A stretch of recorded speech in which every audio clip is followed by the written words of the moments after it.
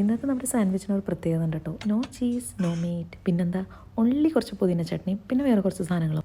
ഈ പുതിന ചട്നി ഞാൻ ഉണ്ടാക്കിയത് ഏകദേശം തുല്യ അളവിൽ മല്ലിയിലയും പുതിനയിലയും എടുത്തിട്ടുണ്ട്. 2 പച്ചമുളക്, ഒരു കഷ്ണം ഇഞ്ചി, പിന്നെ ഒരു 2-3 അല്ലി വെളുത്തുള്ളി എടുത്തിട്ടുണ്ട്. കുറച്ച് ചാറ്റ് മസാല ഒരു 1/2 ടീസ്പൂണോളം നമ്മൾ ചേർത്ത് കൊടുത്തിട്ടുണ്ട്. 1/2 ടീസ്പൂൺ വറുത്ത് പൊടിച്ച ജീരകത്തിൻ്റെ പൊടി, പിന്നെ കുറച്ച് ചെറുനാരങ്ങ നീര്, അതിൻ്റെ കാര്യം മറന്നുപോയി, ഒരു അരമുറി ചെറുനാരങ്ങ നീരും കൂടെ ചേർത്തിട്ടുണ്ട്. എന്നിട്ട് ഇതെല്ലാം കൂടെ അരച്ച് പേസ്റ്റാക്കി നമുക്ക് ഒരാഴ്ചയോളമൊക്കെ ഉപയോഗിക്കാനായിട്ട് ഞാൻ എടുത്ത് വെക്കാറുണ്ട് കേട്ടോ. അപ്പോൾ ഇതിനകത്തേക്ക് നമ്മൾ പനീർ ക്യൂബ്സാണ് ഇട്ട് കൊടുക്കുന്നത്. എന്നിട്ട് നന്നായിട്ടൊന്ന് മിക്സ് ചെയ്തെടുക്കുക കേട്ടോ. അപ്പോൾ ഉപ്പും കൂടെ ആവശ്യത്തിന് ചേർത്തിട്ടാണ് നമ്മൾ ഈ ഒരു സംഭവം അരച്ചെടുത്തത്. എന്നിട്ട് ഇതുപോലെ ഒരു പാൻ എടുത്തിട്ട് ഫ്രൈ ആക്കി എടുക്കുക. ജസ്റ്റ് ഒന്ന് ഷാലോ ഫ്രൈ ചെയ്തെടുത്താൽ മതി. അപ്പോൾ അതിൻ്റെ മുകളിലൊക്കെ നന്നായിട്ട് അങ്ങ് കോട്ട് ചെയ്തിട്ടുണ്ടോയെന്ന് ഉറപ്പ് വരുത്താം കേട്ടോ. നമ്മുടെ ആ ഒരു പുതിന ചട്നി അതേ പാനിൽ തന്നെ കുറച്ച് ക്യാപ്സിക്കവും സവാളയും ഒരുമിച്ചിട്ട് കൊടുത്തിട്ട് ഇതുപോലെ അങ്ങ് ആക്കി എടുക്കുന്നുണ്ട്.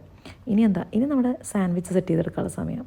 അപ്പോൾ ഈ ഒരു പേസ്റ്റ് നമ്മൾ വീട്ടിൽ തന്നെ ഉണ്ടാക്കിയതാണ് കേട്ടോ. അപ്പോൾ ഇത് എഗ്ഗൊക്കെ വെച്ചിട്ട് ഒരു മയണൈസിൻ്റെ പകരം നമുക്ക് ഉപയോഗിക്കാൻ പറ്റിയ ഒരു സംഭവം.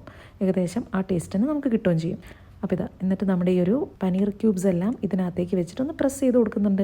അപ്പോൾ അതൊന്ന് ജസ്റ്റ് ഒന്ന് ഉടഞ്ഞിരിക്കും കേട്ടോ.